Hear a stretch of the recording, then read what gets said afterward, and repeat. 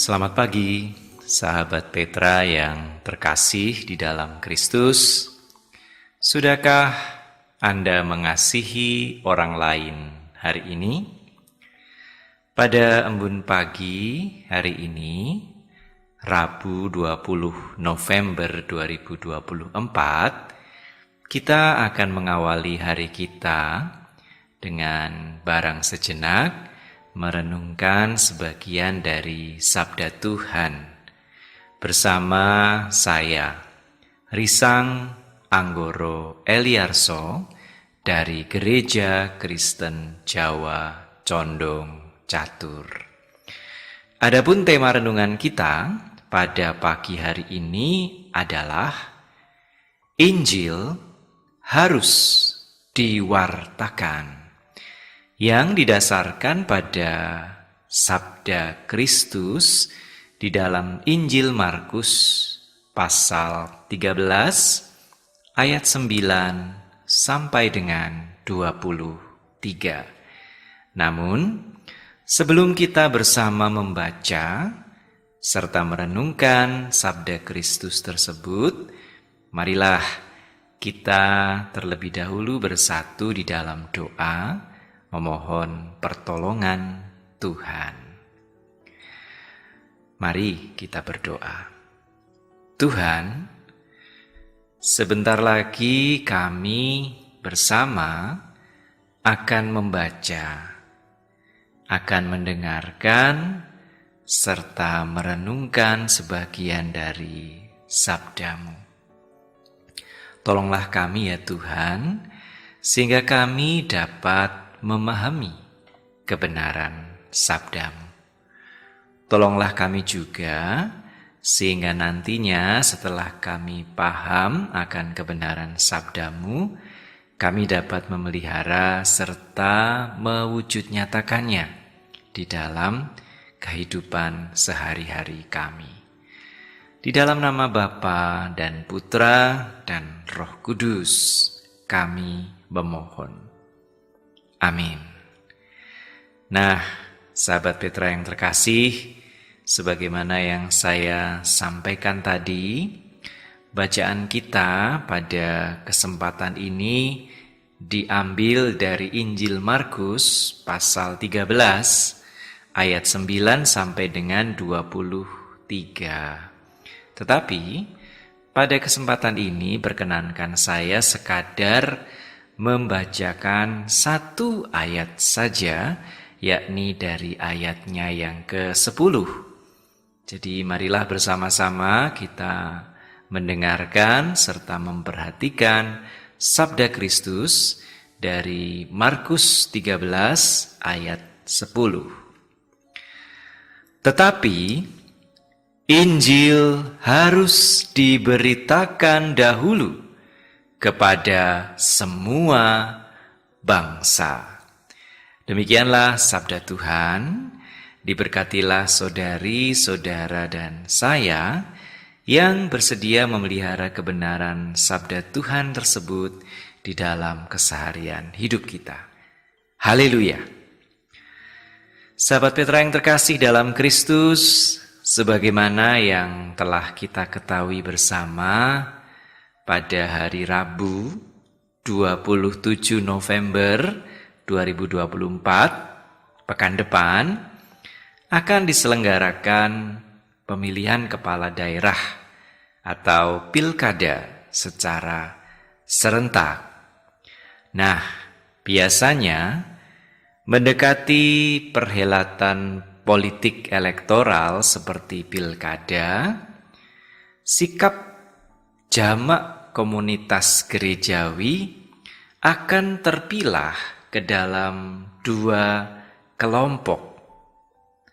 Di satu sisi, ada komunitas atau kelompok yang sama sekali menolak untuk berbicara perihal politik.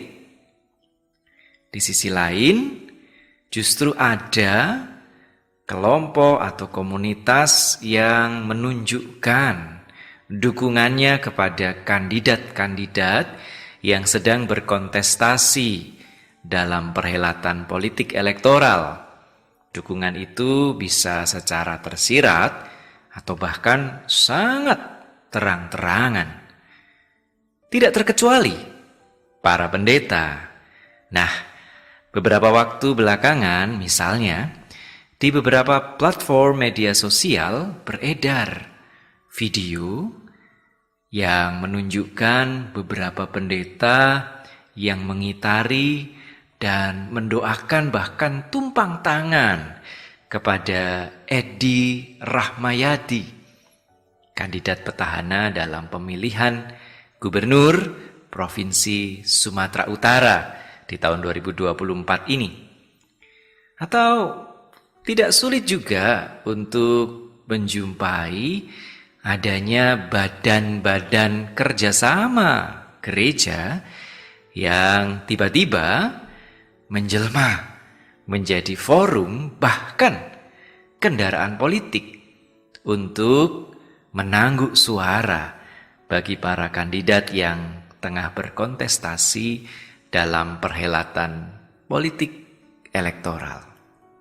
Dengan kata lain, sekali lagi, secara sederhana komunitas-komunitas gerejawi kerap kali terpisah ke dalam dua kecenderungan yang bertolak hadap, yakni atau bersikap apolitis atau bersikap politis secara praktis, bahkan pragmatis.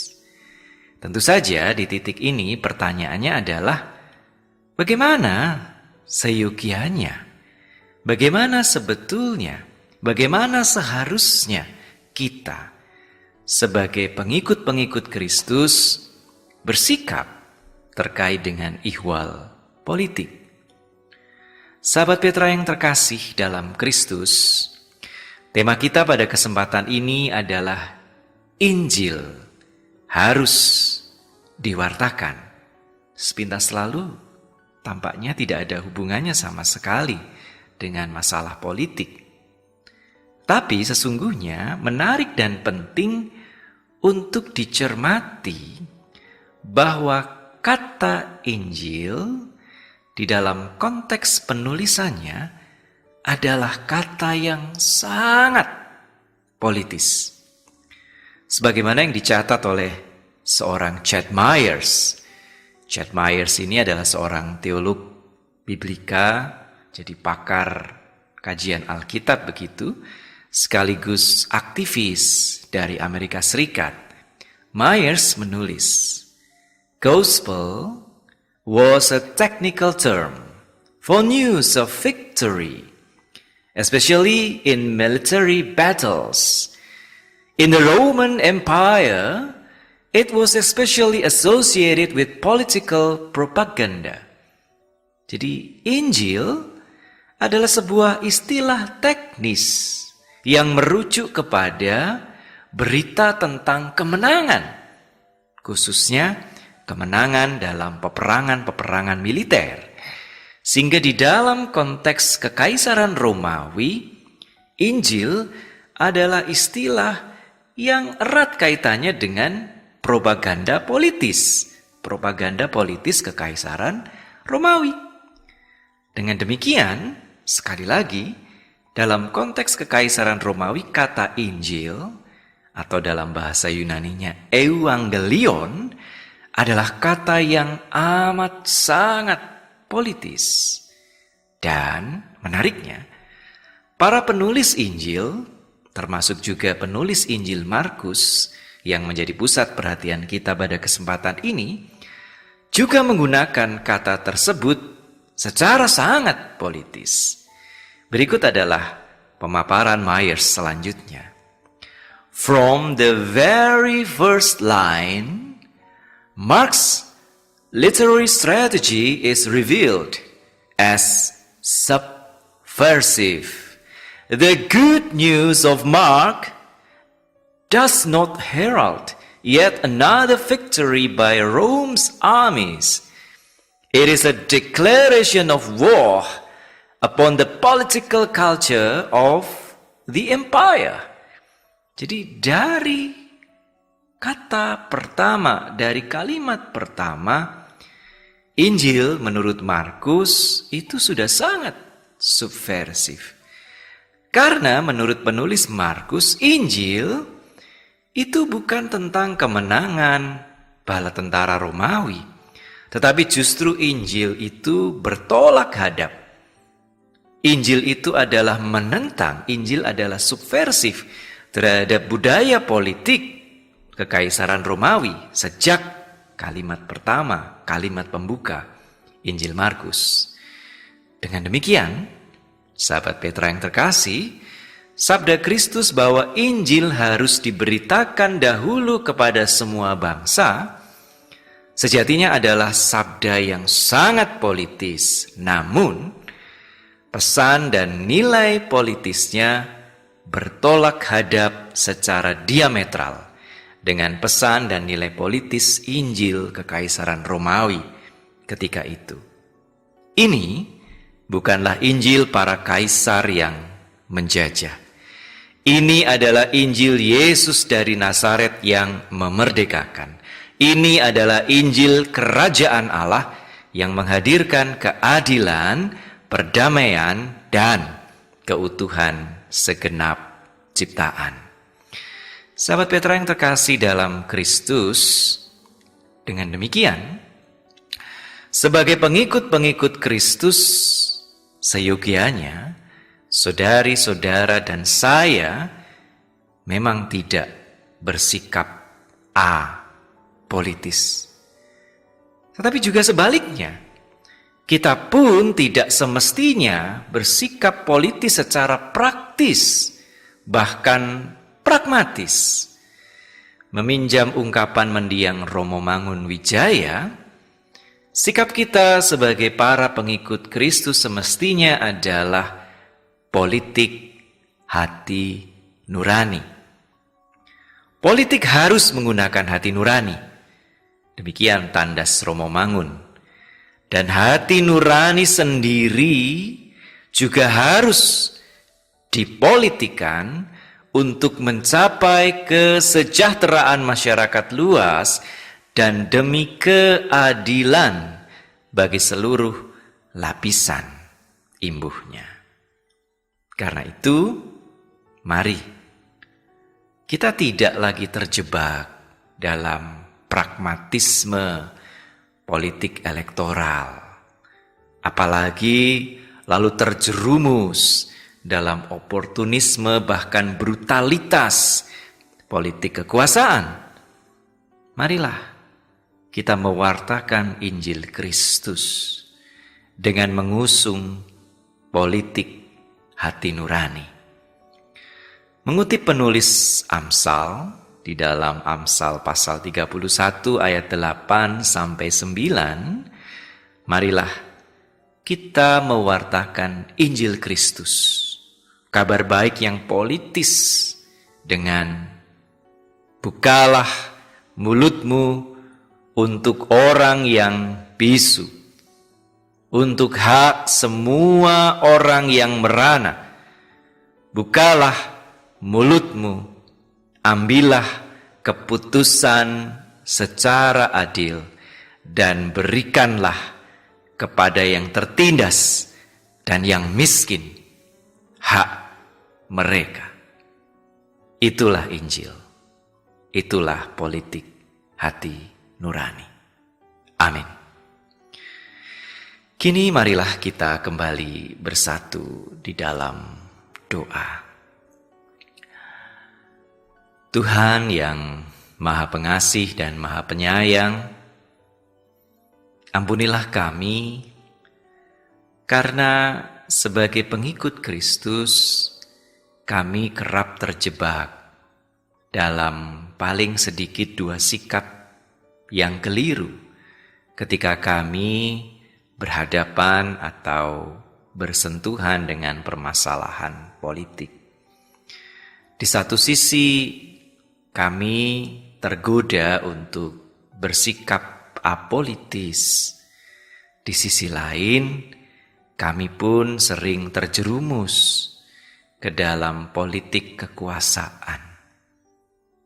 kami lupa bahwa Injil sejatinya adalah kabar baik politis. Oleh karena itu, tolonglah kami supaya kami bisa berpolitik hati nurani. Tolonglah kami untuk mewartakan Injil secara politis, bukan dengan bungkam ihwal politik, bukan pula dengan sibuk dalam urusan dukung-mendukung kandidat dalam kontestasi politik elektoral, melainkan terutama dan pertama-tama dengan memperjuangkan keadilan, dengan merajut perdamaian, dan dengan menyemaikan keutuhan serta kesejahteraan sesama manusia dan segenap ciptaanmu. Inilah permohonan kami ya Tuhan, yang kami haturkan di dalam nama Bapa dan Putra dan Roh Kudus. Amin. Nah, demikianlah sahabat Petra yang terkasih dalam Kristus, embun pagi kita hari ini, Rabu 20 November 2024.